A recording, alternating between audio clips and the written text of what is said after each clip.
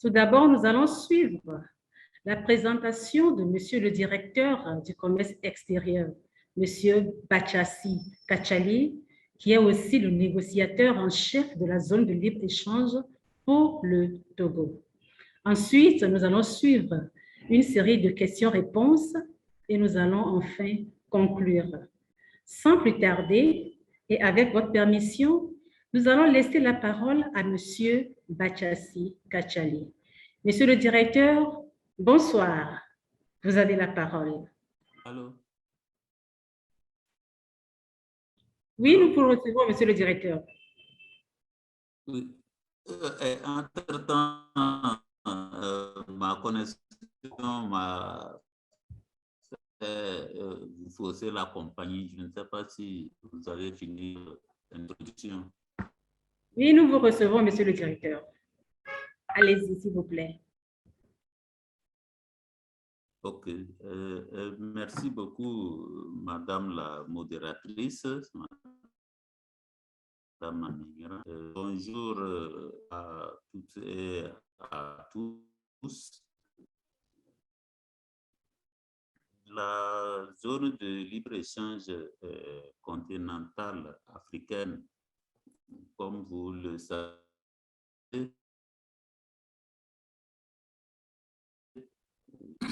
l'opérationnalisation a débuté le 1er janvier 2021. L'objectif primordial de cette zone de libre-échange, c'est d'accroître les échanges entre les pays africains. Parce qu'on a constaté que les pays africains échangent peu entre eux. Et c'est pour accroître ces échanges que les pères fondateurs de l'Union africaine ont prévu la création de cette zone de libre-échange continentale africaine. Alors, avec l'opérationnalisation de la zone de libre-échange continentale africaine,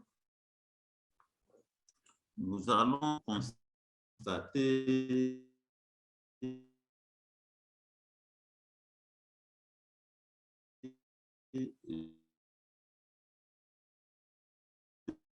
deux choses.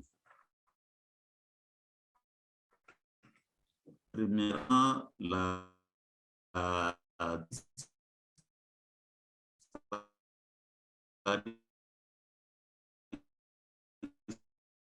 des barrières. Je crois que le directeur a un souci avec sa connexion. OK, la connexion est rétablie. Je peux continuer? Oui, monsieur le directeur. OK.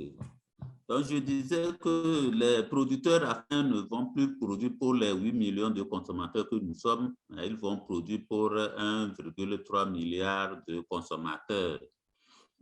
L'autre aspect, c'est que avec la disparition des barrières tarifaires et des frontières, nous allons faire face à des importations venant d'autres pays.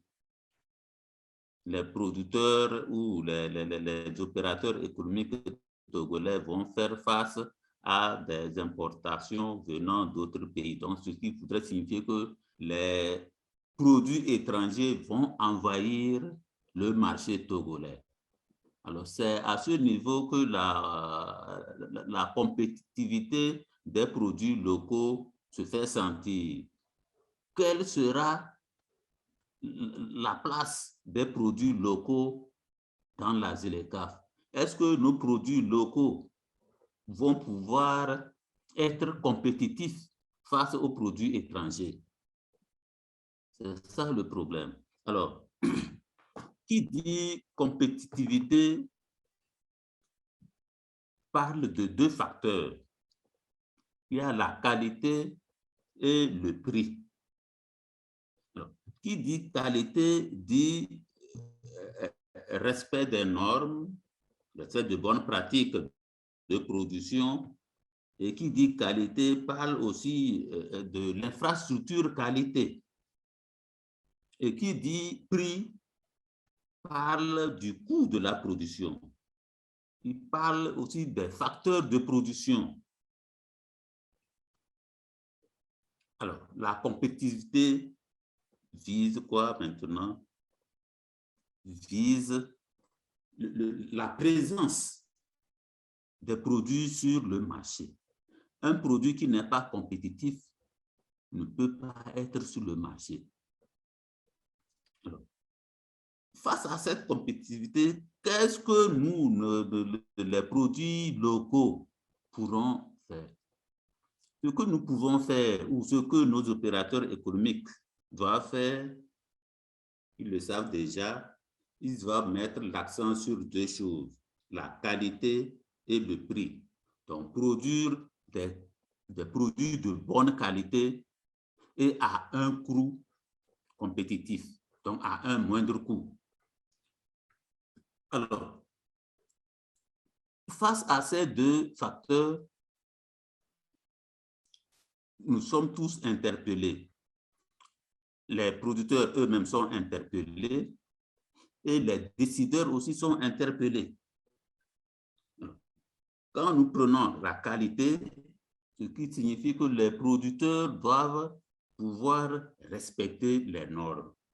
Et lorsque nous prenons le prix, les décideurs doivent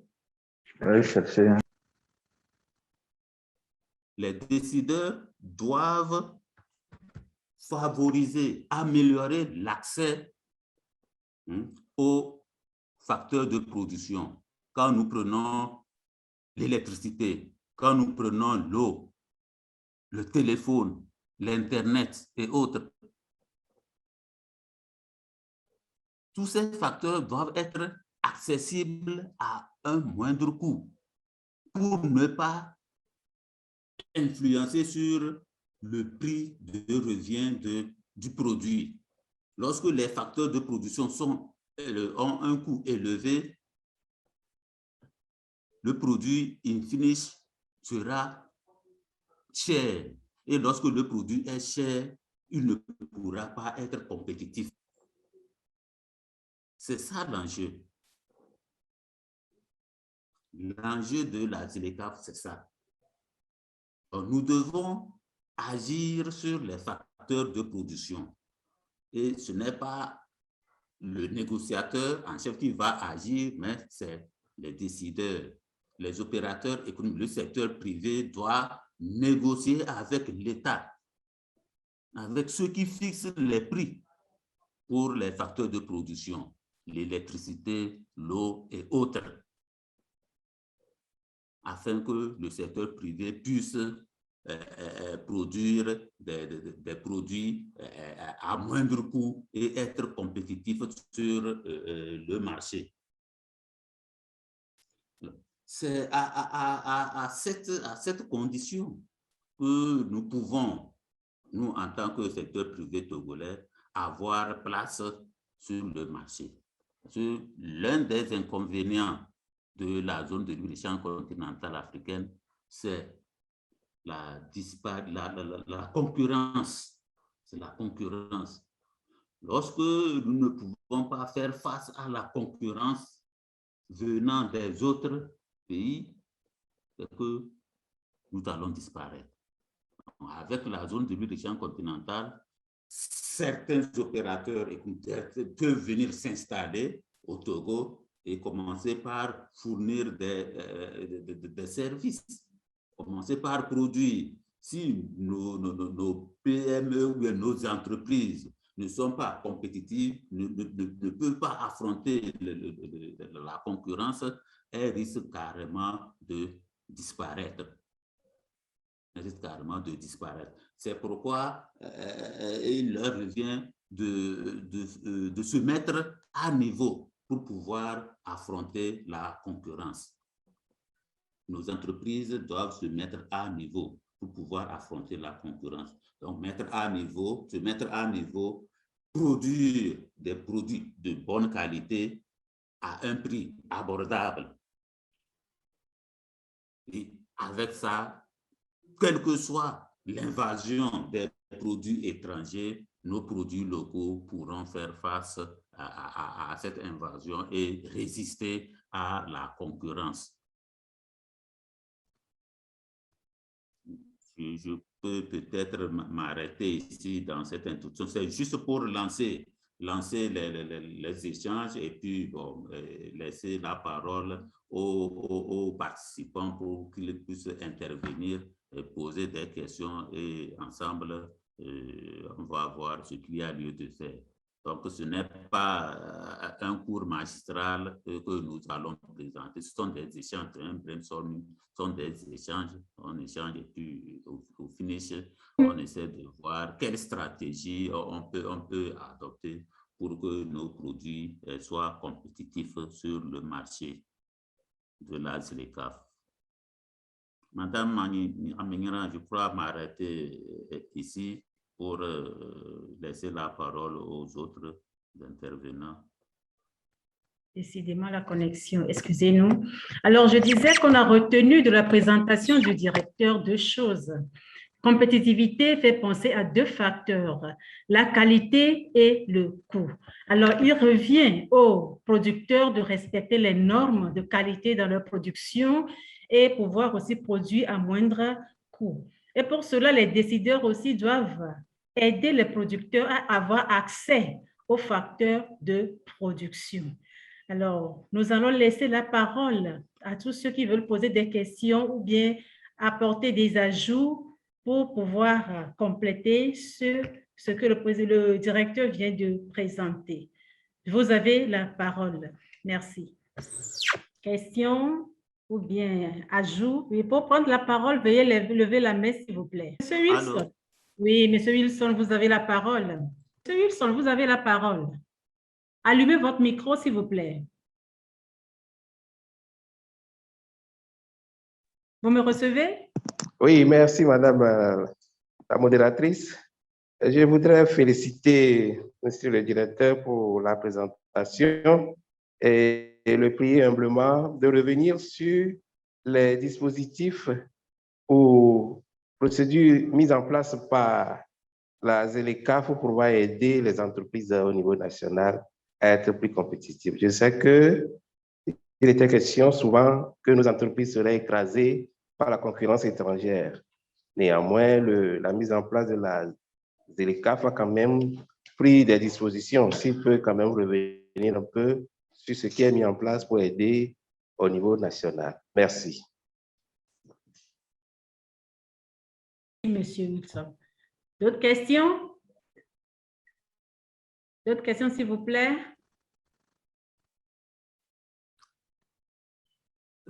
Madame la modératrice. Oui, directeur. Je crois que nous allons répondre au fur et à mesure. Au fur et à mesure, d'accord. L'appétit vient en mangeant. D'accord, monsieur le directeur, allez-y donc. Merci beaucoup à monsieur Wilson. Bon, exprès, je n'ai pas voulu développer toute la thématique de la ZLECAf. Je me suis dit que si je me mets à tout développer, je risque de passer plus de 2 heures à parler de la ZLECAf. Donc, cette petite introduction, c'était juste pour pouvoir amener les uns et les autres à poser des questions et ça me permet maintenant de revenir sur certains aspects. OK. Au fait, la ZLECAf n'a pas prévu quelque chose au plan national. La ZLECAf n'a pas prévu quelque chose au plan national, mais c'est les dirigeants, les pays eux-mêmes qui doivent prévoir quelque chose au plan national pour pouvoir tirer meilleur profit de la ZLECAf.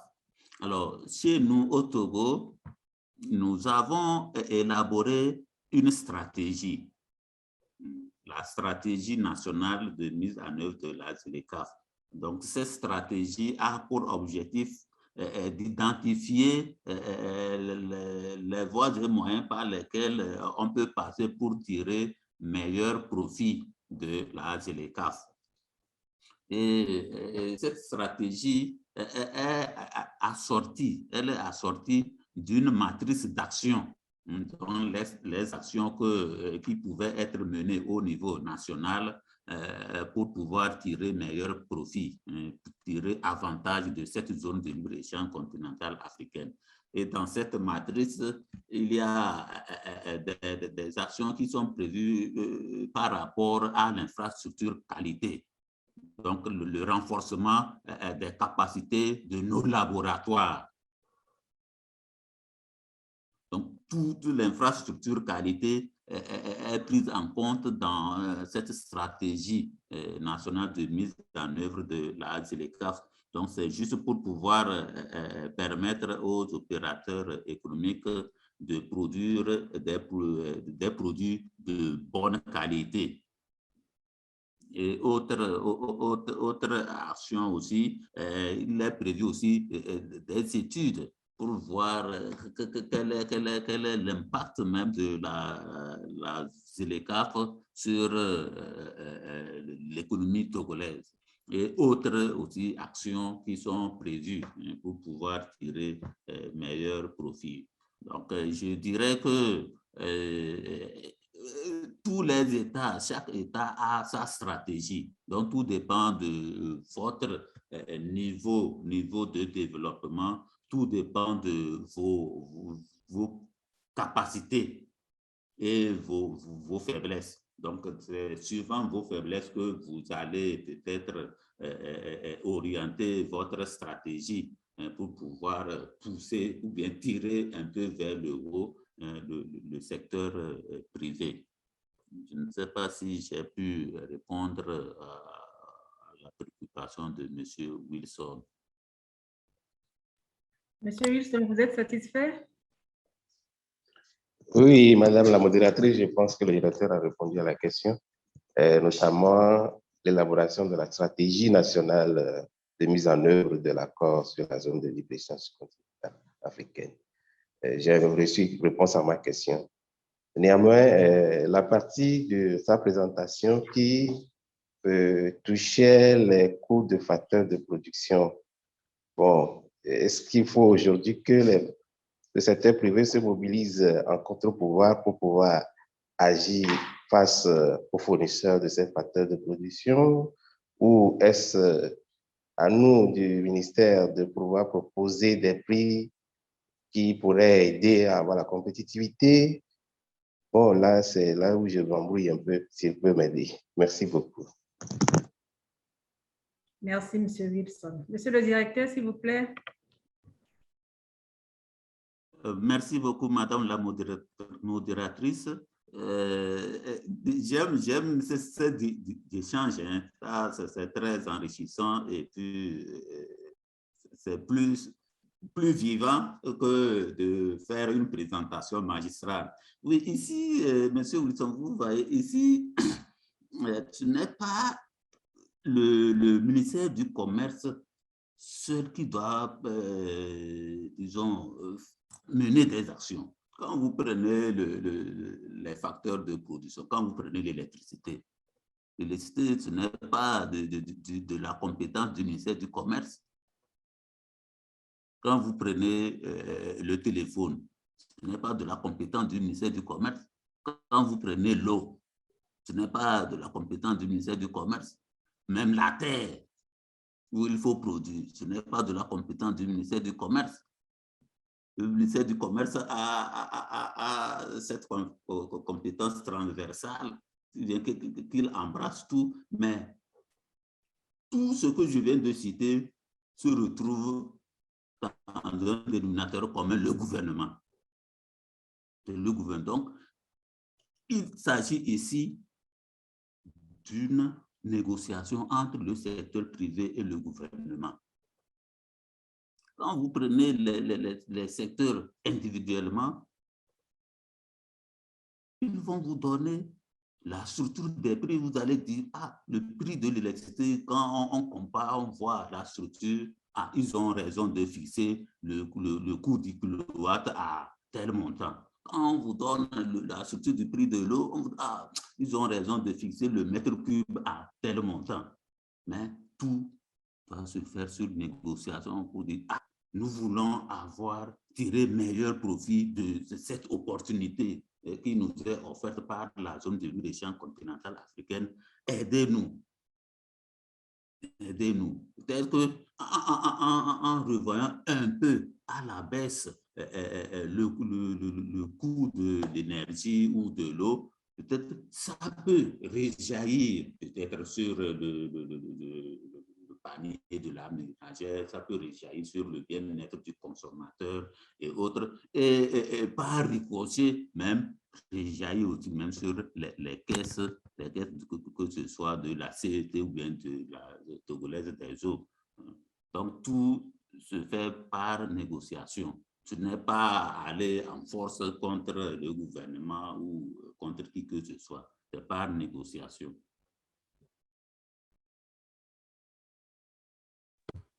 Merci beaucoup, monsieur le directeur. Monsieur Wilson. OK, merci, monsieur le directeur. Merci pour la réponse. Je suis satisfait. Je voudrais juste ajouter que dans la charte des TPME que le gouvernement a approuvée dernièrement, l'un des objectifs, c'est de promouvoir les exportations et la compétitivité et que ça rentre dans ce cadre par rapport aussi à la stratégie de la ZLECAf nationale. Merci beaucoup. Merci beaucoup, monsieur Wilson. D'autres questions, s'il vous plaît? Nous sommes 29 participants sur cette plateforme. Est-ce qu'il n'y en a pas de questions? Alors, monsieur le directeur, moi-même, je vais y aller en attendant les autres. Quand j'ai entendu parler de l'ouverture de nos frontières, je me suis dit que étant dans une même zone, ou bien, si je peux dire, dans une même partie de l'Afrique, certains pays auront tendance à produire les mêmes biens. Par exemple, le Togo produit du café et du cacao, la Côte d'Ivoire également. Comment, par exemple, ces deux pays peuvent arriver à faire écouler leurs produits étant donné qu'ils produisent les mêmes choses? Ensuite, on entend aussi parler d'un thème avantage comparatif. Je me suis dit, aujourd'hui, c'est l'aubaine, c'est l'occasion pour moi de poser la question parce que ça m'a taraudé l'esprit, je n'avais pas bien compris ce que c'est. Donc, voilà ces deux questions que j'aimerais vous poser, monsieur le directeur. Merci beaucoup.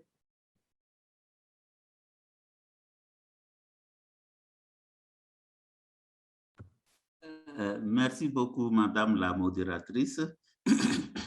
Au fait, vos deux questions-là se retrouvent dans une même question. Hein.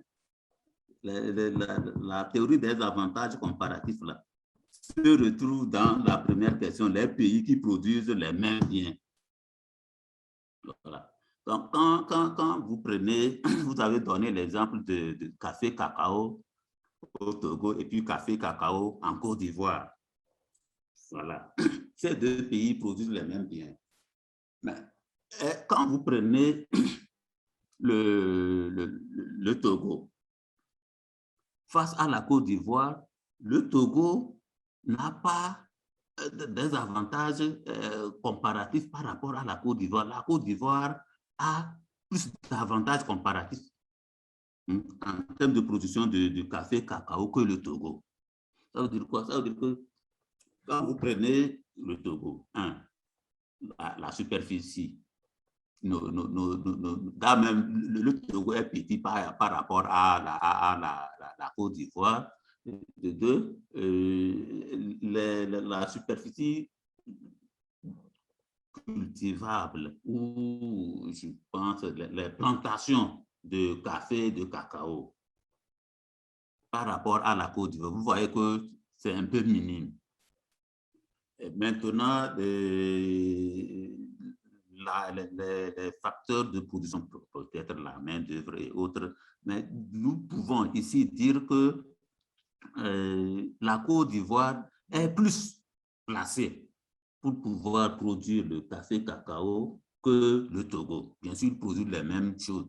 Mais ici, pour pouvoir tirer meilleur profit et ne pas produire la même chose, il vaut mieux se reconvertir ou bien aller dans ce que nous appelons les chaînes de valeur.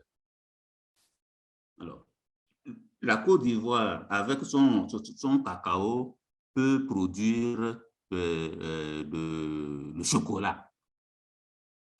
Le Togo aussi va vouloir produire le chocolat. Mais il vaut mieux que la Côte d'Ivoire et le Togo se retrouvent dans cette chaîne de valeur de cacao ou bien de chocolat, pour que nous, avec nos fèves de cacao, qu'on puisse peut-être faire une première transformation et envoyer en Côte d'Ivoire pour le reste de la transformation et aboutir au chocolat. C'est comme ça qu'on peut tirer profit de la zone de nutrition continentale africaine. Il faut se loger sur les chaînes de valeur. Si vous voulez produire un bien produit fini, vous ne pouvez pas, le prix risque d'être élevé. Le prix risque d'être élevé. Alors, il vaut mieux se positionner sur une chaîne de valeur. La Côte d'Ivoire a de l'EVA. Avec l'EVA, on fait quoi? Le caoutchouc. Avec le caoutchouc, on fait quoi? Les pneus. Donc, la Côte d'Ivoire peut se loger dans la chaîne de valeur de l'automobile. Donc, même avec le coton, on a le Burkina qui produit le coton, le Togo aussi produit le coton, le Bénin en produit aussi, le Mali aussi en produit. Pourquoi ces pays-là ne peuvent pas se retrouver sur une chaîne de valeur du textile? D'autres produits, on envoie dans un autre pays, on égrène, on envoie dans un autre pays, on fait des fils, on envoie dans un autre pays qui fait du tissu et on envoie dans un autre pays qui fait quoi? Peut-être les coupes, les habits, les pantalons, les jeans et autres, ce que vous voulez. C'est ça la chaîne de valeur. Le Togo, à lui seul, ne peut pas se mettre à produire des jeans. Mais avec des chaînes de valeur, on a le coton, on prend le coton du Burkina, on va peut-être dans un autre pays, on transforme ça, on égrène ça, on fait du fil et on prend le fil de ce pays, on va dans un autre pays, on fait du tissu et du tissu, on va dans un autre pays, on fait la chemise ou le pantalon. C'est ça la chaîne de valeur. Il ne faut pas se mettre en tête que je veux produire tel produit fini. Non. Mais regarder, cibler les grandes firmes et se loger dans une chaîne de valeur. Nous avons le soja. On peut se dire que bon, notre soja, nous n'allons pas l'exporter brut. Donc, peut-être, on se dit, on va faire seulement l'huile de soja. On va faire seulement peut-être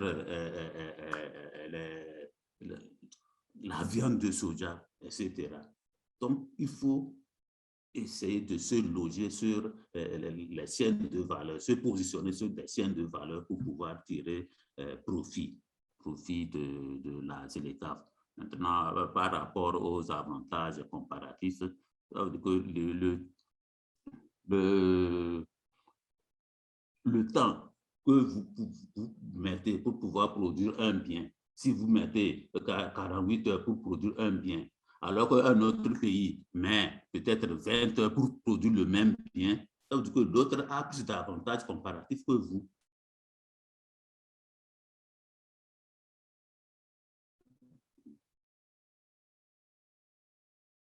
Je ne sais pas si j'ai pu être...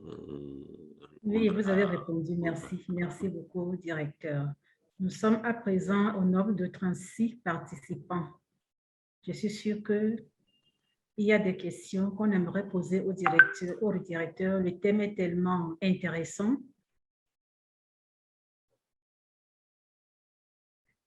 Alors, nous attendons vos questions, s'il vous plaît, chers collègues. En attendant les questions, j'aimerais poursuivre en disant que l'objectif même de la ZLECAf, c'est de transformer nos produits et les vendre entre nous.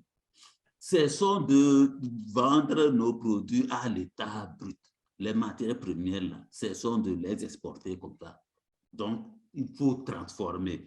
Or, qui dit transformation dit industrialisation. Qui dit industrialisation dit création d'emplois. Qui dit création d'emplois dit réduction du chômage et création de la richesse. Parce que les industries de transformation ont besoin quoi? De la main-d'œuvre pour pouvoir tourner. Ils ont besoin de la main-d'œuvre pour pouvoir tourner. Donc, la transformation, la création d'emplois, la réduction du chômage et la création de la richesse. Et à partir de ça, il y a aussi au niveau les jeunes de la zone de l'Union continentale africaine concernent plus les jeunes. Avec ça, les jeunes doivent maintenant commencer par se spécialiser. Et à côté de ça aussi, l'État a un rôle important, a une responsabilité. Il faut revoir les curricula. Sur la zone de l'Union, ce n'est pas dans 5 ans, ça va jusqu'à... C'est pour l'éternité. Ce n'est pas dans 5 ans, il ne faut pas à espérer les avantages dans 5 ans, dans 10 ans. Mais les avantages, pour pouvoir bien les quantifier, ça va prendre du temps. Et il faut revoir le système éducatif et mettre l'accent sur la formation technique et la formation professionnelle. Donc, il faut revoir les curricula. Ça, c'est la responsabilité du gouvernement.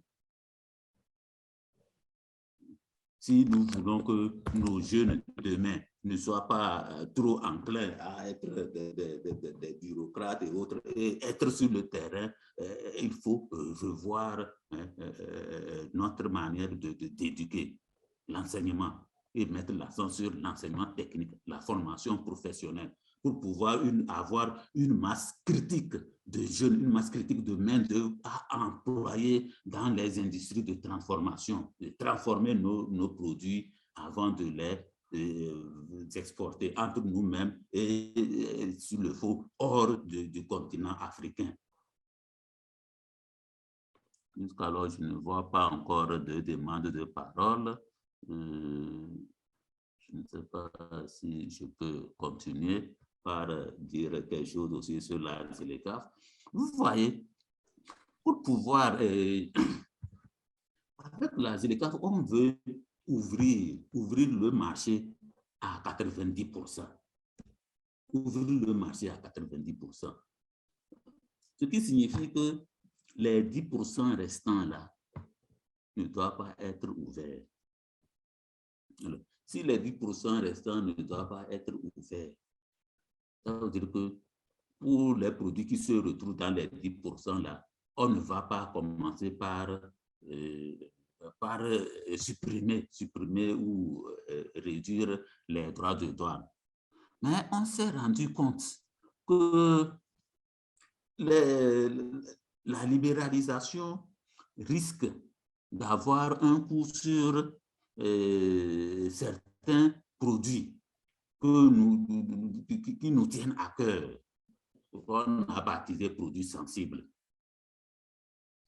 Alors, ces produits sensibles sont en quelque sorte les produits sur lesquels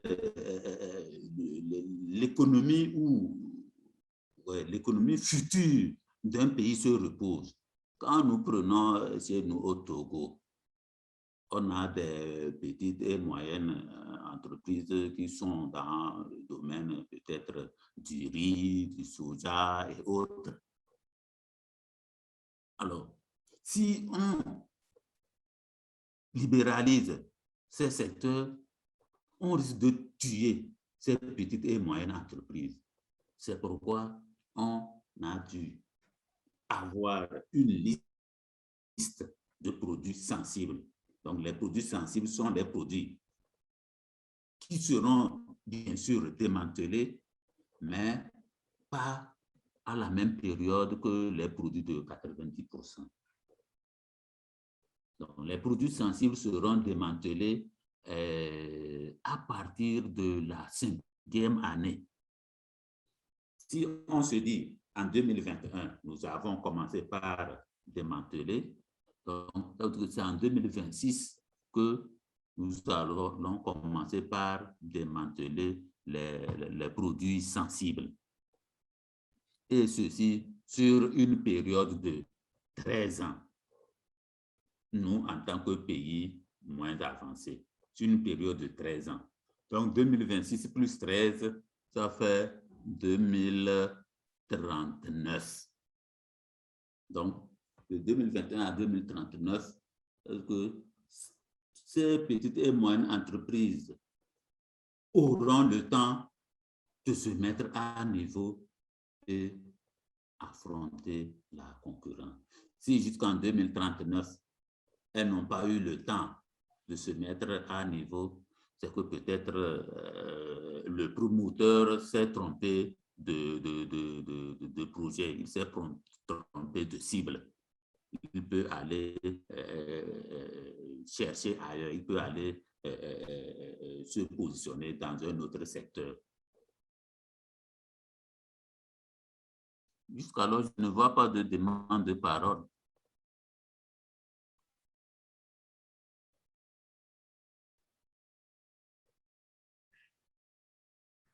Le directeur, apparemment, il n'y a pas de main levée.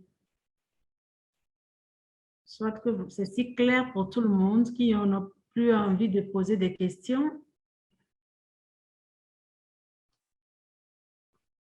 Non, non.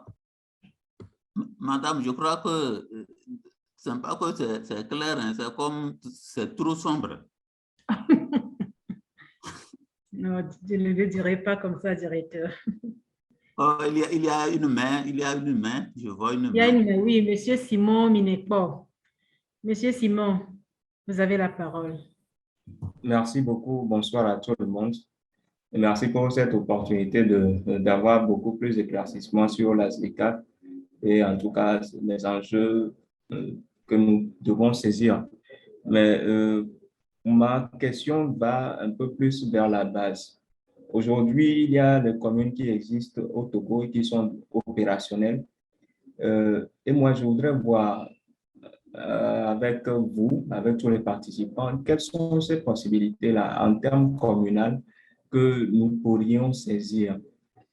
Parce que les communes existent, mais il faut que d'une manière ou d'une autre, que les communes aussi puissent s'impliquer, mais aux côtés de l'État.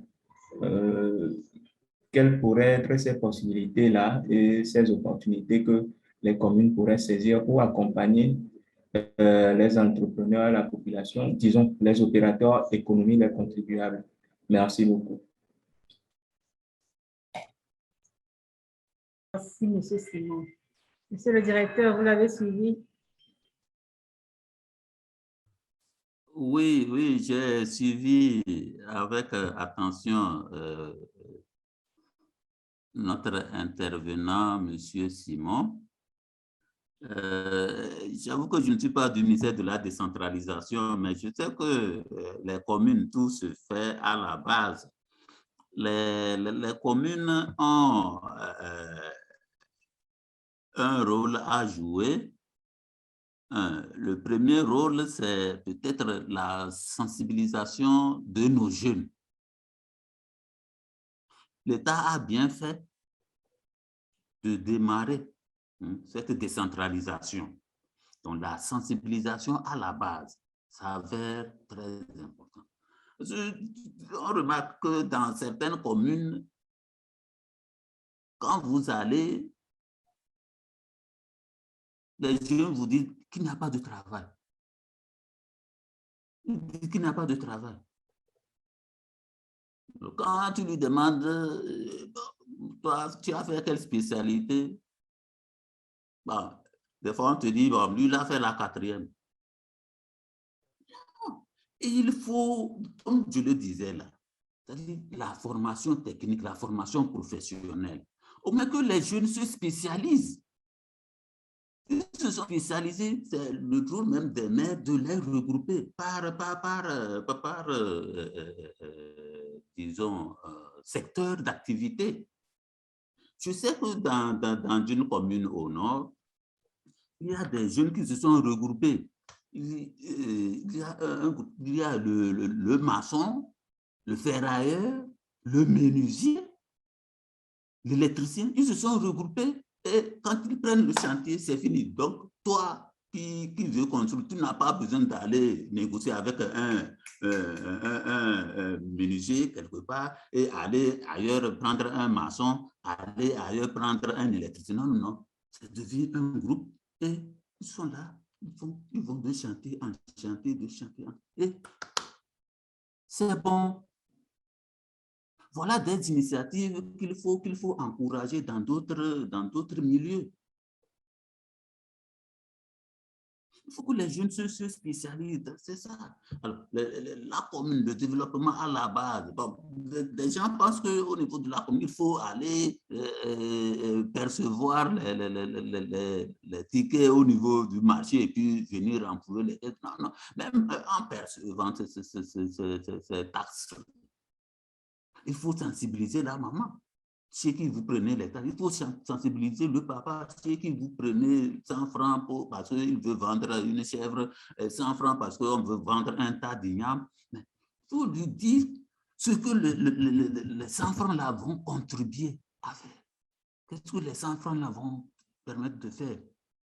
Ça lui permet, le chemin qu'il a emprunté pour venir au marché, là, ça permet d'élargir le chemin. Maintenant, ça ne sera plus le vélo qui va passer, mais c'est la voiture qui va passer. Ça permet même de construire l'hôpital, si bien que s'il est malade, qu'il puisse aller se faire soigner. Ça permet tant. Les gens vont comprendre et ils vont contribuer sans réticence. Et maintenant, leur parler aussi de la zone de l'Union qui arrive et qui est plus basée sur les jeunes. Il y a des agropoles un peu partout. Donnez-leur l'exemple des agropoles. Donnez-leur l'exemple des agropoles qui sont là et qui n'attendent que des main-d'œuvre pour pouvoir aller travailler. Ces agropoles-là entrent même dans la droite ligne de la ZLECAf. Parce qu'on veut même implanter des unités de transformation à proximité de chaque agropole pour qu'une fois produit, on puisse se transformer et exporter en même temps. Comme je disais que je ne suis pas du ministère de la décentralisation, bon, c'est au fait le lien que je fais entre le développement à la base, surtout au niveau des communes, et la ZLECAf. Donc, s'il y a des contributions, elles seront les bienvenues. Ah, je vois Wilson et puis Kossi Abigim. Madame la modératrice. On prend M. Abigim avant de prendre M. Wilson, s'il vous plaît. Monsieur Abigim, vous avez la parole. Merci beaucoup, Madame la modératrice. En fait, ce n'est pas pour poser une question, mais c'est pour dire au directeur qu'il a, dans son développement, il a parlé seulement du commerce des marchandises. Il peut également vous parler du commerce des services. Je crois que ça va intéresser pas mal de participants qui suivent, disons, cette formation, cette réunion, quoi. Voilà ce que je pouvais peut-être rappeler au directeur, puisqu'au niveau de la ZLECAf, il y a le commerce des marchandises, il y a également le commerce des services. S'il peut peut-être également consacrer quelques petits temps pour vous parler de ce qui se fait au niveau du commerce des services, quoi. Voilà. D'accord, M. Abigim, merci beaucoup. Oui, le thème même de cette présentation, c'est la compétitivité des produits et des services sur le marché de la ZLECAf. Merci beaucoup, M. Abigim. Monsieur le directeur, s'il vous plaît. Oui, je vous reçois. Ça ne m'étonne pas si c'est M. Abigim, ça ne m'étonne pas. Ok, merci, M. Abigim, pour m'avoir rappelé à l'ordre. Donc, je vais obéir à tes ordres. Effectivement, j'aimerais rappeler aux participants que l'accord sur la portant création de la zone de libre-échange continentale africaine comporte, en dehors de l'accord cadre lui-même, comporte des protocoles. Donc, protocole sur le commerce des marchandises, protocole sur le commerce des services. Ce sont ces deux protocoles qui sont négociés. Il y a aussi le protocole sur les règles et procédures relatives au règlement des différends. Donc, disons, ce sont les trois protocoles qui ont été négociés lors de la première phase. Et la deuxième phase va porter sur le protocole sur les investissements, le protocole sur la propriété intellectuelle, le protocole sur la politique de la concurrence. Alors, le protocole sur le commerce des services. Comme vous le savez, les services ou le commerce des services couvre 12 secteurs. Donc, il y a 12 secteurs à libéraliser, mais puisqu'il s'agit d'une libéralisation progressive, les chefs d'État ont identifié un certain nombre de secteurs prioritaires qui doivent être libéralisés pour cette première phase. Donc, il y a 5 secteurs prioritaires qui font l'objet de libéralisation au cours de cette première phase. Donc, il s'agit du secteur du tourisme, secteur des services financiers, le secteur des services de transport, le secteur des services fournis aux entreprises et le secteur des services de communication. Voilà, donc ce sont les 5 secteurs qui font l'objet de libéralisation pour cette première phase. Et actuellement, nous avons élaboré notre liste d'engagements spécifiques pour ces 5 secteurs. Quand nous prenons une liste d'engagements spécifiques, cette liste-là comporte 4 modes. Les modes de fourniture de services.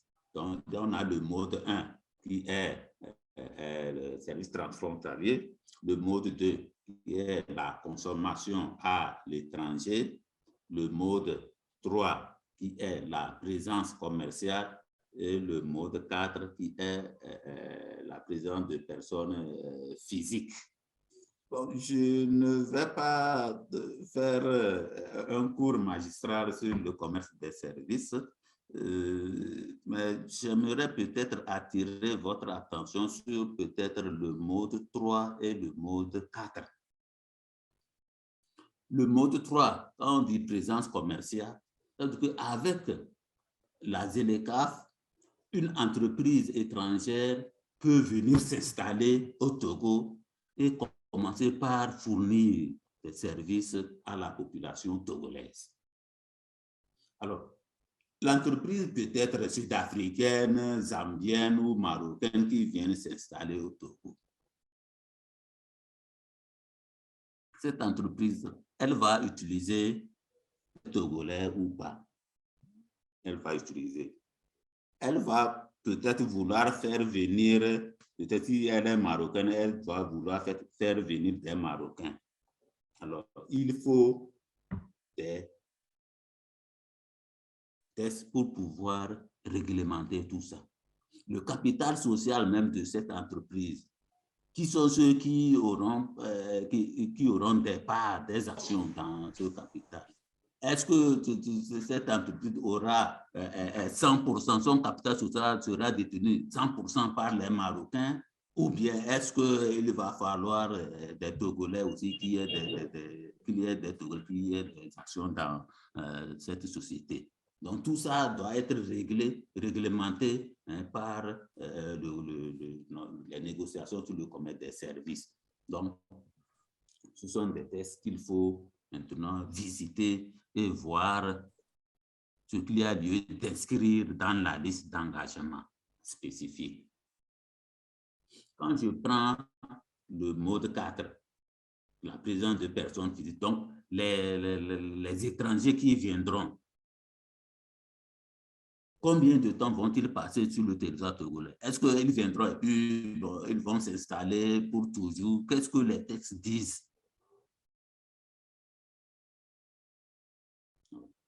Et il y a aussi un autre aspect dans le commerce des services, ce qu'on appelle l'accès au marché et le traitement national. Peut-être j'allais commencer par là. En termes d'accès au marché, un étranger qui veut venir s'installer au Togo et commencer par fournir des services, quelles sont les conditions à remplir? Que disent les tests par rapport aux étrangers qui veulent venir ici? C'est ce qu'on va transcrire, ce qu'on va écrire dans notre liste d'engagement. Maintenant, pour le traitement national, moi, je suis togolais. Je veux fournir des services. Qu'est-ce que les tests disent? Quand je prends, par exemple, l'hôtellerie, est-ce qu'un Togolais peut ouvrir un hôtel et commencer par héberger les gens et autres? Qu'est-ce que les tests disent? Est-ce qu'un étranger peut venir et ouvrir un hôtel, commencer par héberger les gens et puis bon, fournir ses services? Qu'est-ce que les tests disent? Donc, c'est ce qu'il faut, c'est ce que nous avons fait. Donc, entre-temps, nous avons réuni les acteurs des 5 secteurs prioritaires et leur demander, par exemple, pour le transport. On a le transport terrestre, le transport maritime, le transport aérien. Alors, qu'est-ce que les tests disent par rapport au transport terrestre, par rapport au transport maritime? Qu'est-ce que les tests disent? Est-ce qu'un étranger peut venir ici et commencer par ouvrir une compagnie de transport terrestre? Qu'est-ce que les tests disent? Donc, nous avons réuni les acteurs et nous ont dit, voilà ce que les tests prévoient par rapport à tel secteur, tel secteur, tel secteur. Et en fonction de ça, nous avons élaboré la liste d'engagement spécifique pour le Togo qu'on a envoyé au niveau de la CEDEAO. Parce que dans les négociations au niveau de la zone de libre-échange continentale africaine, la CEDEAO négocie comme un bloc. Comme nous sommes dans une union douanière, donc nous devons avoir une liste d'engagement spécifique commune, comme on a aussi la liste de concessions tarifaires communes aussi. Maintenant, lorsque on a envoyé ça au niveau de l'Union africaine, les autres États aussi envoient leur liste. Et ils regardent. Maintenant, au niveau des négociations, certains peuvent demander au Togo, oh, on aimerait que vous ouvrez un peu le secteur des transports, vous ouvrez ça, ou bien le secteur du tourisme, que vous ouvrez ça, ou bien le secteur des services fournis aux entreprises, c'est-à-dire les experts comptables, les avocats et autres.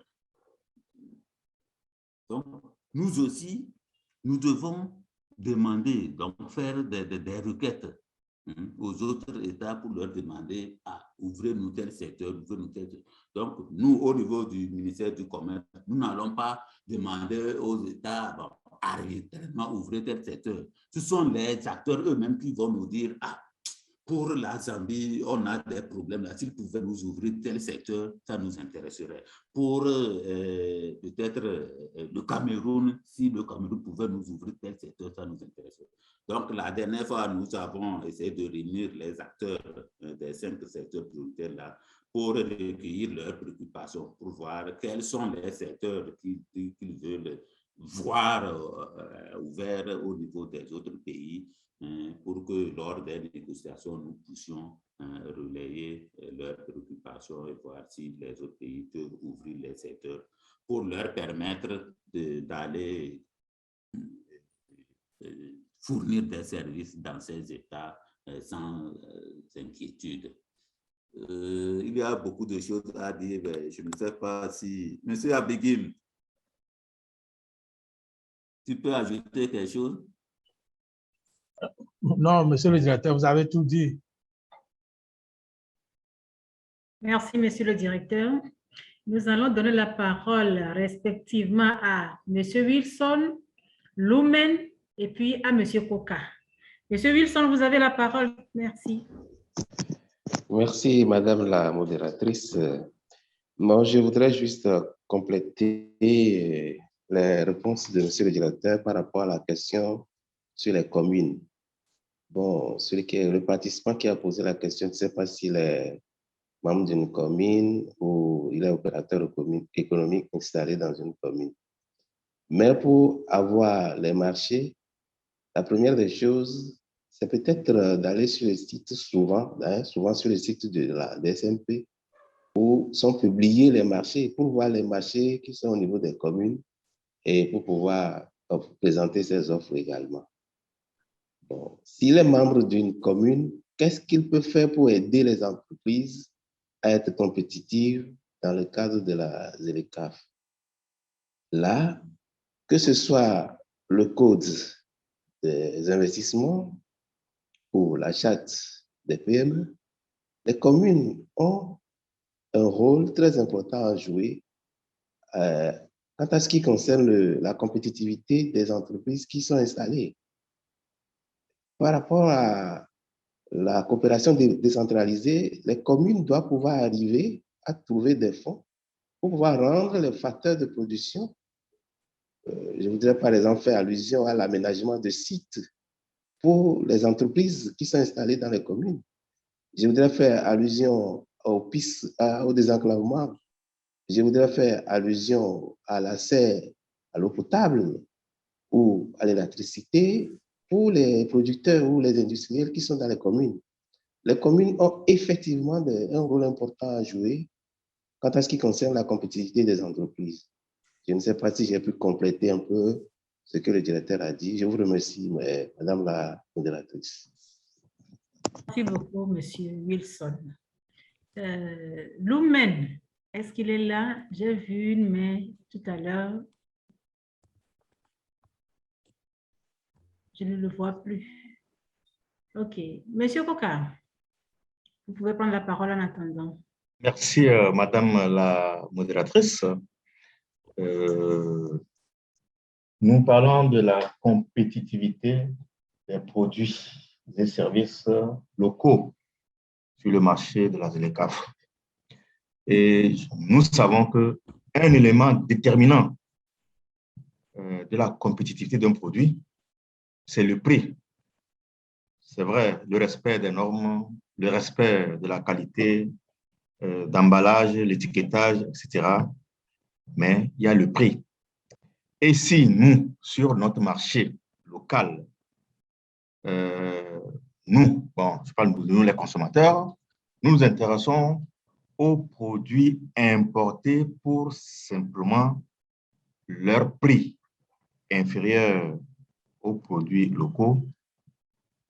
Alors, sur le marché de la ZLECAf, où les produits importés hors Afrique vont toujours entrer, est-ce que nos produits locaux pourront faire face à la compétitivité sur ce marché? Alors, à cette question, c'est de savoir qu'est-ce qui peut être fait pour renverser la tendance au niveau national afin que nos produits soient réellement compétitifs sur le marché de la ZLECAf et donc sur le marché international. Et voilà un peu ma préoccupation parce que cette question, partout où il y a des discussions, taraude les esprits. Merci, Madame la modératrice. Merci beaucoup, Monsieur Koka. Monsieur le directeur, s'il vous plaît. Je crois que depuis le début de cette séance, c'est ce qu'on est en train de dire. Vous pouvez avoir des produits à des prix très bas. Mais si ces produits ne sont pas de bonne qualité, vous ne serez pas aussi compétitif. Donc, c'est pourquoi je parlais du respect des normes. Vous l'avez si bien dit, vous l'avez bien dit vous-même, M. Koka. Donc, l'emballage et autres, l'étiquetage et autres, l'infrastructure qualité, tout ça rentre dans la compétitivité du produit. Donc, le produit peut être moins cher, mais s'il est de mauvaise qualité, il ne sera pas compétitif. Il ne sera pas compétitif. qu'est-ce qui peut être fait? C'est pourquoi je disais d'agir sur les facteurs de production, hein, pour pouvoir permettre aux opérateurs économiques de coût. Lorsque la production est moindre, donc le prix du produit sera aussi abordable. Donc, produit, bonne qualité, prix abordable, égale compétitivité. Mais lorsque le produit est de mauvaise qualité, mais à un prix aussi dérisoire, les gens disent non, ce n'est pas de bonne qualité. Donc, ce ne serait pas aussi compétitif. Donc, bon, je ne sais pas. J'espère que M. Koka connaît un peu la réponse à sa question. Hein. Oui, je comprends, monsieur le directeur. Je crois que, bon, on peut aller dans un autre sens, c'est-à-dire qu'il faut une production de grande quantité pour avoir des économies d'échelle. Et lorsque nous rentrons dans les très petites et moyennes entreprises, etc., par rapport à la création de la division dont le ministre a fait allusion au lancement du mois de consommation locale, je crois qu'il faut déjà des propositions pour que les petites et moyennes entreprises soient vraiment appuyées pour aller à l'économie d'échelle, donc à une production de grande masse. Alors, ça veut dire qu'il faut les finances. Ça veut dire qu'il faut une banque vraiment spécialisée dans l'appui financier aux petites et moyennes entreprises. Donc, c'est pour dire que l'argent étant le nerf de la guerre, si des entreprises n'arrivent pas à compétir par rapport au prix, c'est dû à la petitesse de leurs entreprises. Alors, il faut trouver des solutions d'installer, tout comme ça se passe à PIA, que donc les privés puissent être réunis, parce qu'au Togo, apparemment, les opérateurs communs n'arrivent pas à former un bloc, à former des groupes d'investisseurs, et puis chacun va de son côté, alors qu'il faut être unis pour être fort et pouvoir compétir sur le marché. Bon, voilà peut-être ce que je voulais ajouter, mais qu'à cela ne tienne, les réflexions continuent. Merci, monsieur le directeur.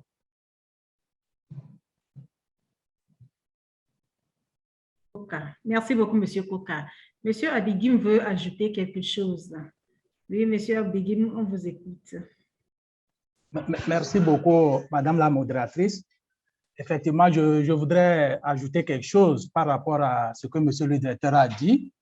Vous savez, pour aller sur le marché international, ce n'est pas une petite mèche.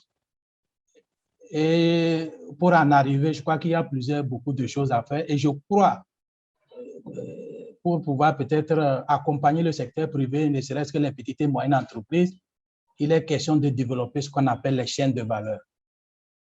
Quand vous prenez une chaîne de valeur, il y a plusieurs acteurs, il y a plusieurs activités ou plusieurs actions du début jusqu'à la fin. Et pour que chaque entreprise ou que chaque acteur puisse tirer profit du commerce international, il faut qu'il choisisse sur quel maillon de la chaîne va-t-il se poser pour pouvoir tirer. Si vous voulez de la production jusqu'à la commercialisation, menez vous seul cette chaîne, vous ne pourrez pas. Et vous ne pouvez pas parce qu'il y a beaucoup de choses qu'il faut faire. Et comme le directeur l'a dit, la qualité, pour pouvoir vraiment certifier un produit de qualité, cela demande beaucoup de sous. Et quand nous avons fait la tournée, il y a les femmes qui se sont plaintes parce que même pour déjà avoir le truc de, je ne sais pas, de l'ITRA pour certifier, il faut débourser pour un produit, ne serait-ce qu'une analyse 80 000. Et si vous avez 2 ou 3 produits à mettre sur le marché, ça c'est au niveau local. Et lorsque vous voulez aller à l'international, il y a certains fournisseurs ou certains consommateurs même qui vous orientent sur des laboratoires que vous devez aller faire des analyses. Or, pour aller sur ces laboratoires, ce n'est pas petite chose. Et là, je crois que pour vraiment tirer profit de la zone de libre-échange continentale, nous devons choisir sur quelle chaîne de maillons devons nous positionner pour vraiment tirer notre profit. Si nous ne pouvons pas vraiment prendre toute la chaîne, il faut savoir sur quelle chaîne. Nous sommes une petite moyenne entreprise. Nous sommes dans la production de chocolat, par exemple. Chocolat, oui, il y a la production de la matière première, il y a la transformation. Est-ce que devons nous positionner sur la deuxième transformation ou la première transformation? C'est à l'entreprise de choisir pour pouvoir vraiment tirer profit. Et là, le développement de la chaîne des chaînes de valeur dans la zone de libre-échange continentale est très important. Et ce que nous pouvons peut-être conseiller aux entreprises, c'est de choisir les chaînes sur lesquelles elles peuvent se positionner. Sans cela, on peut tout faire. Le prix, l'État peut agir sur les facteurs de production, mais si nous ne choisissons pas la bonne chaîne pour nous positionner, nous ne pouvons pas également tirer profit. Voilà, Madame la modératrice, ce que je pouvais ajouter par rapport à ce qu'a dit Monsieur le directeur et puis Monsieur Koka. Merci beaucoup. Merci beaucoup, Monsieur Abigim. Monsieur le directeur, quand nous parlons de chaîne de valeur, on comprend que c'est depuis la culture du sol, le produit du sol, passant par la transformation jusqu'à la distribution ou la consommation. Et voilà que beaucoup de produits de sol sont des produits saisonniers. Comment faire maintenant pour rendre cette chaîne de valeur compétitive, disons si on peut parler ainsi? Est-ce qu'il n'y aurait pas de rupture quand on s'y mettra? Merci beaucoup, Monsieur le directeur.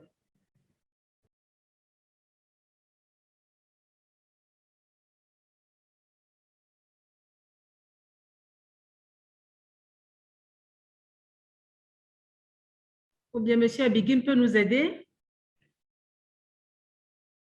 Monsieur Abigim.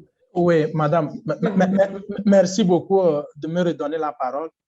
En fait, je comprends très bien votre inquiétude. C'est vrai, il y a certains produits saisonniers. Oui, bon, je ne sais pas. Même si c'est un produit saisonnier, pour que le produit puisse quitter du champ jusqu'à la table, il y a plusieurs processus, il y a plusieurs étapes que le produit devait traverser ou devait suivre. Maintenant, c'est au producteur ou au transformateur ou au commerce, celui qui est censé commercialiser ce produit, de savoir à quel niveau devait rentrer dans la chaîne. Est-ce que c'est quand le produit sort de l'usine qu'il rentre dans la chaîne ou lui-même, il va aller chercher le produit, la matière première, voir au niveau de l'industrie pour la transformation et paye toutes les charges qu'il faut jusqu'à ce que le produit sorte et le met sur le marché. C'est à chacun de choisir là où il peut gagner son bénéfice. Même si c'est un produit saisonnier, le produit doit suivre quand même des étapes de transformation. C'est au producteur ou au commerçant de savoir où se positionner. Mais ce que moi je dis, et je le répète, une entreprise ne peut pas à elle seule dire qu'elle va, disons, prendre en charge de la matière première jusqu'à produit fini et le mettre sur le marché. C'est un peu difficile parce qu'à chaque niveau, il y a des complicités, il y a des difficultés. Lorsqu'il n'arrive pas à cerner à un certain moment certaines étapes, il risque de sous-traiter. Et je crois que c'est la meilleure solution. Quand vous n'arrivez pas, il faut sous-traiter. Et vous vous arrêtez là, l'autre prend la chaîne pour aller jusqu'au bout.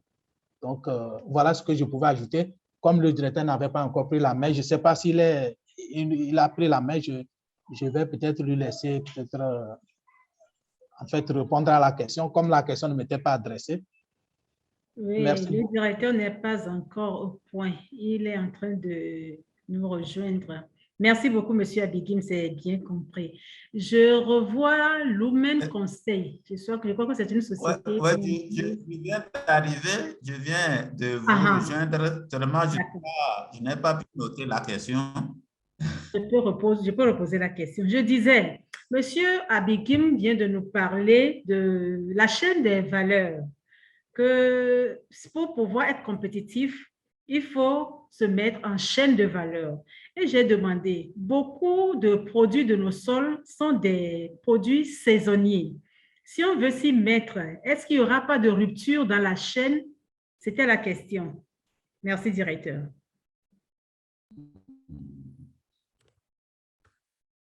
Okay. Merci beaucoup, madame.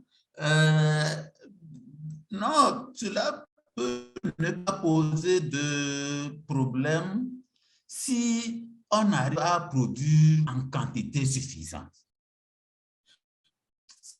C'est un autre problème chez nous au Togo, ou bien, bon, je ne sais pas si dans d'autres pays, c'est un autre problème. La quantité de la production en quantité pour pouvoir satisfaire le marché. Il y a un opérateur économique qui a déniché un marché, qui a gagné un marché, et on lui demande, je crois, c'est dans le domaine du soja, et on lui demande s'il peut leur fournir, je crois, combien de 1000 tonnes par an. Et il ne peut pas. Il ne peut pas. Il faut produire en quantité. Pour pouvoir espérer rester dans la chaîne, il faut produire en quantité pour pouvoir satisfaire la demande. Vous pouvez gagner le marché, mais si vous n'arrivez pas à satisfaire la demande, vous perdez le marché. Vous perdez le marché. Donc là-bas aussi, il faut agir. Il faut agir. Donc comment on peut, quelqu'un pour me passer le mot, la saisonnerie, le caractère saisonnier de nos cultures peut ne pas être un frein. Nous pouvons aussi, d'un autre côté, apprendre à faire cultiver des produits contre-saison. Il y a des gens même qui sont spécialisés dans ces cultures contre-saison, ou bien si on procède par l'irrigation et autres, on peut continuer par produire tout au long de l'année. Donc, c'est à nous de voir si nous ne voulons pas qu'il y ait rupture de production, prendre nos dispositions et voir la formule qu'il faut adopter. Je crois, c'est dans quelle région, c'est pas à Covier. Le riz, on le récolte, je crois, 3 fois dans l'année, ou bien c'est 2 fois dans l'année. Donc, bon, on peut surmonter ça. On peut surmonter. Peut-être que d'autres participants peuvent aussi apporter des contributions, mais je crois qu'on peut surmonter ça. D'accord, merci beaucoup, monsieur le directeur. Il y a quelqu'un qui vient, qui repart, mais qui voulait poser une question.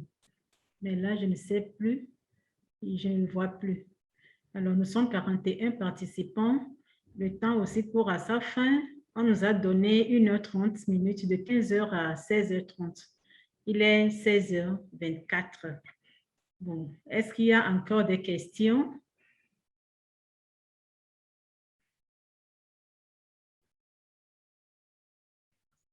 Le conseil est revenu. Est-ce que vous avez des questions toujours? Monsieur Abigim, vous voulez ajouter quelque chose? Oui, merci beaucoup, Madame la modératrice. En fait, ce n'est pas pour poser une question, mais c'est pour exhorter vraiment les petites et moyennes entreprises à ce qu'elles se mettent ensemble. Comme je l'ai dit, quand nous allons isoler ça, nous ne pouvons pas tirer réellement profit de la ZLECAf. Quand vous prenez le marché international, généralement, c'est les grands groupes qui se positionnent, qui viennent. Et quand les gens, on entend que les gens ont peur de la concurrence, c'est vrai, les gens ont peur de la concurrence parce que ceux qui viennent dans notre pays, c'est des grands groupes, c'est des petites et moyennes entreprises qui se regroupent et ils deviennent plus forts et ils attaquent nos marchés. Je souhaiterais ou j'encouragerais les petites et moyennes entreprises vraiment de se mettre ensemble pour qu'elles aussi, elles soient plus fortes pour pouvoir conquérir ou pénétrer les autres marchés que nous convoitons. Si les entreprises continuent à aller, disons, individuellement, ça, nous pouvons beau faire, l'État peut, même au niveau des facteurs de production, les ramener à zéro franc. On ne pourra pas percer le marché international parce que sur ces marchés également, il y a des locaux qui offrent les mêmes services que nous offrons. Donc, j'encourage vivement les petites et moyennes entreprises ou ceux qui voudraient se lancer comme exportateurs, qu'ils vraiment se mettent ensemble pour vraiment pénétrer les marchés africains que nous combattons. Voilà ce que je pouvais ajouter, Madame la modératrice. Merci beaucoup, Monsieur Abigim. C'est un problème capital. Heureusement, le directeur l'avait dit dans sa présentation qu'il fallait revoir le système éducatif. Je ne sais pas si c'est nous, les francophones, qui n'arrivons pas à nous mettre ensemble. Parce que déjà dès le banc, on nous a appris à faire des compétitions à nos camarades de classe. On doit les dépasser tous, on doit être premier. Ça fait que même quand on grandit, on n'arrive plus à vraiment former d'équipe. Vous savez, depuis 2018, le chef de l'État a demandé à toutes les administrations de réserver une part des marchés publics à nos jeunes et femmes entrepreneurs. Mais difficilement, ils arrivent à gagner des marchés. Parce que après le discours du chef de l'État qui comportait cette demande, ils sont partis créer des entreprises. Maintenant, s'ils se connaissent faibles, ils devaient au moins se regrouper pour aller gagner. Mais malheureusement, chacun veut aller gagner pour lui seul. Et jusqu'à aujourd'hui, ça ne marche pas. Les marchés sont réservés, mais ils ne gagnent pas parce qu'ils sont tellement faibles devant la demande. Donc, franchement, il faut revoir ce côté, aider les entreprises à se mettre ensemble pour aller gagner sur les marchés. Merci beaucoup, Monsieur Abigil. Monsieur David Latiei, vous avez la parole. Merci beaucoup, Madame la modératrice. Vraiment, désolé de prendre le train un peu tard. Et vraiment, merci pour ces interventions. Je suis coordonnateur de l'incubateur Bamlaba d'Apon. Et j'aimerais faire des propositions et voir si l'État a mis en place des dispositifs ou une démarche ou une stratégie pour pouvoir faciliter l'appropriation de la ZLECAf aux entrepreneurs. Parce que c'est nouveau et je crois que tous les entrepreneurs ne sont pas au même niveau d'information par rapport à ça. Sur l'autre aspect, concernant les entrepreneurs, sur le plan local, la consommation locale, on est en train d'évoluer. C'est des efforts qu'on fait, mais on n'est pas encore arrivé à un niveau où les entrepreneurs arrivent même déjà à s'implanter sur le marché, les marchés locaux et le marché national. D'accord. Déjà, entre ces entrepreneurs, la compétitivité n'est pas assez équilibrée. C'est-à-dire qu'ils n'ont pas les mêmes opportunités. Pour quelqu'un qui a Lomé, l'autre qui a Dapon, les chances ne sont pas les mêmes. Donc, nous exhortons vraiment l'État et les ministères à se mettre ensemble, en tout cas les acteurs de l'entrepreneuriat et puis du commerce à se mettre ensemble pour faciliter en tout cas, le développement des entreprises aux entrepreneurs.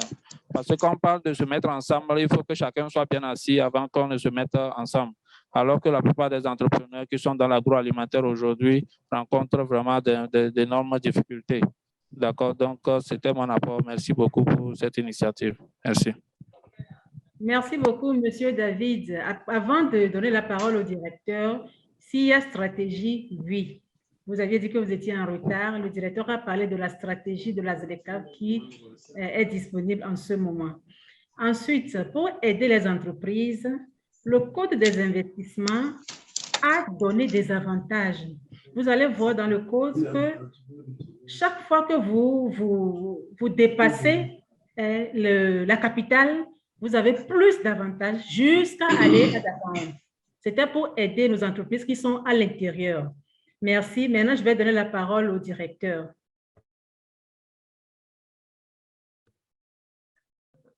Merci beaucoup, Madame la modératrice. Vraiment, vous avez bien donné cette réponse à notre jeune incubateur, c'est-à-dire les avantages qui sont accordés aux entreprises qui sont installées à des kilomètres un peu plus éloignés de la capitale. Ça, c'est très bien. Merci beaucoup. Et merci aussi à M. Abigil qui est revenu sur un aspect qui m'a échappé, le fait de se mettre ensemble. Le fait de se mettre ensemble. On aime trop, nos opérateurs aiment trop faire cavalier seul. Pas bon, il faut se mettre ensemble. Et même dans les listes d'engagement spécifiques, au niveau de certains États, même on encourage les joint ventures. C'est-à-dire qu'une entreprise étrangère qui veut s'installer au Togo doit nécessairement s'unir avec une entreprise locale. elle ne peut pas s'installer pour son propre... Elle doit être, disons, s'unir à une entreprise locale pour pouvoir s'installer et commencer par prester ou offrir ses services. Alors, si on encourage les joint ventures, ça veut dire qu'il faut déjà apprendre à travailler en groupe. Il faut apprendre à travailler en groupe, à collaborer. Ce n'est qu'après ça qu'on pourra peut-être travailler avec les étrangers. Si entre nous-mêmes, on n'arrive pas à se mettre ensemble, est-ce qu'avec les étrangers, on pourra se mettre ensemble? Donc, c'est à encourager. Il faut travailler ensemble. Il faut se mettre ensemble. Et Madame la modératrice, ce n'est pas là le travail de l'État. Hein. C'est les opérateurs économiques. Nous n'allons pas forcer les gens. Et toi, viens travailler avec celui-ci. Non. C'est que les gens doivent changer de mentalité. Il faut changer de mentalité et se dire, ensemble, on peut aller loin. Seul, on va vite, mais ensemble, on va loin. Ensemble, on va loin. Ok, merci beaucoup. Et puis, madame la modératrice, oui, j'attendais une question de votre part. Malheureusement, vous n'avez pas posé la question. Pourquoi? Laquelle, monsieur le directeur? Vous êtes une femme. Vous n'avez pas demandé, mais est-ce que les femmes peuvent tirer profit de la ZLECAf? Est-ce que les femmes... Vous n'avez pas posé cette question? Non, madame. Ok, d'accord. Comme vous-même, vous avez voulu nous aider avec la question, alors allez-y, parlez nos directeurs. Merci beaucoup. Non, en fait, je dirais que, bon, on a parlé des jeunes, et vous avez parlé pour le discours du chef de l'État qui a parlé des jeunes et des femmes. Donc, au niveau de la ZLECAf aussi, on a pensé aux femmes. Quand on voit le commerce transfrontalier et autres là, ce commerce-là est plus dominé par, surtout les petits commerçants là, est plus dominé par les femmes. Et donc, le secrétariat de la ZLECAf s'est porté volontaire ou bien a initié un protocole, donc veut élaborer un protocole sur les femmes dans la ZLECAf. Et à cet effet, on a demandé à chaque État de faire remonter les préoccupations de ces femmes afin que ces préoccupations puissent être prises en compte dans le projet de protocole. Donc, au niveau du pays, nous avons eu à organiser des consultations nationales à l'endroit des femmes. Donc, on les a consultées. Et on a recueilli leurs préoccupations qui sont consignées dans un rapport qu'on va envoyer au niveau du secrétariat de la ZLECAf. Donc, ces consultations aussi sont également faites dans d'autres États. Hein. Donc, tout sera convergé, centralisé au niveau du secrétariat et le secrétariat va passer en revue ces rapports et extraire les différentes préoccupations des femmes. Ils vont se retrouver dans le protocole sur le commerce des femmes et voir dans quelle mesure on peut aider les femmes à tirer profit de cette zone de libre-échange continentale africaine. Oui, monsieur le directeur. Est-ce qu'il n'y a pas de demande de parole? D'accord. Il n'y a plus de demande de parole. Il est 16h35. Est-ce que vous pouvez conclure, monsieur le directeur? Ok, merci beaucoup. Donc, pour conclure, je dirais que la zone de libre-échange continentale africaine, dont l'accord a été signé le 21 mars 2018 à Kigali, entré en vigueur le 30 mai 2019, et dont l'opérationnalisation a été lancée le 1er janvier 2021, cette zone de libre-échange continentale africaine n'a pas que des avantages, elle a aussi des inconvénients. Et l'un des inconvénients, c'est la concurrence. La concurrence, et cette concurrence qui risque d'éjecter bon nombre d'entreprises non compétitives du marché. cette concurrence aussi qui risque, cette zone de lutte continentale africaine, qui risque aussi de faire disparaître certains produits non compétitifs sur le marché. Donc, nos produits locaux, nos produits d'exercice locaux doivent être compétitifs sur le marché. Pour être compétitifs, nos opérateurs économiques doivent mettre l'accent sur la qualité de leurs produits. Ils doivent mettre l'accent sur la qualité et le prix.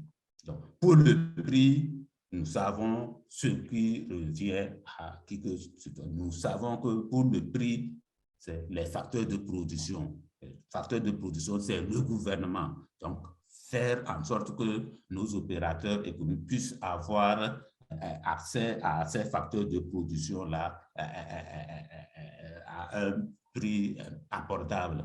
Nous, en tant que Togolais citoyens, nous devons changer de comportement. Nous devons soutenir notre secteur privé. Le soutenir comment? Il faut le soutenir en lui donnant une base solide. Lui donner une base solide, c'est de consommer les produits que notre secteur privé produit. Si nous consommons les produits de notre secteur privé, nous lui donnons confiance, nous lui donnons espoir, nous lui donnons abnégation. Et ce secteur privé va avoir déjà une base solide pour pouvoir se lancer vers la zone de l'Union continentale africaine. Lorsque nous-mêmes, nous boudons nos propres produits, vous-même, vous voyez que ça n'encourage pas notre secteur privé. Ça n'encourage pas notre secteur privé. Je vous en prie, consommons les produits de notre secteur privé.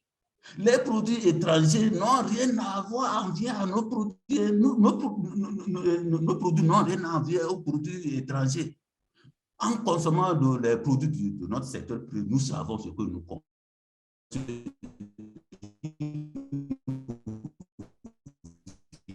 D'ailleurs, on ne sait pas comment ça a été fabriqué, comment ça a été transporté demain. Nous, nos propres produits, nous savons faire et ça nous arrange. Je vous en prie, consommons nos produits, donnons la force à notre secteur privé pour que celui-ci puisse avoir une base solide et se lancer dans la zone de l'Union continentale africaine. Je vous remercie. Merci beaucoup, monsieur le directeur.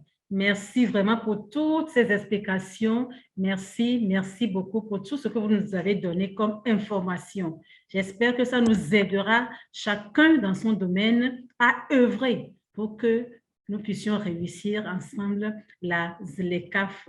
Ainsi prend fin ce panel virtuel sur la compétitivité des produits et des services sur le marché de la ZLECAf. Nous vous donnons rendez-vous sur le vendredi prochain à 15 h avec un autre thème, e-commerce et ZLECAf, levier de promotion des biens et services locaux sur le marché continental africain. Merci beaucoup, mesdames, messieurs. À nous retrouver vendredi pour un autre panel virtuel. Je vous remercie.